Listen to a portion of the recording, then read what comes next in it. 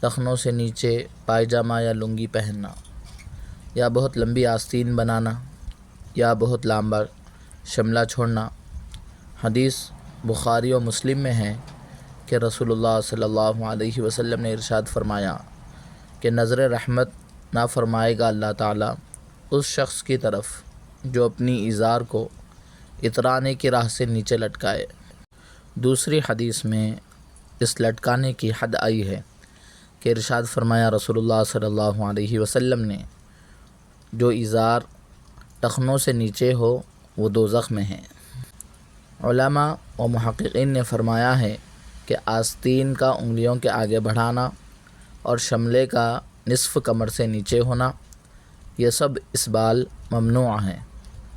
ارشاد فرمایا رسول اللہ صلی اللہ علیہ وسلم نے کہ اسبال یعنی دراز کرنا اور حد سے بڑھانا ازار میں بھی ہوتا ہے اور کرتا اور عمامہ میں بھی ہوتا ہے۔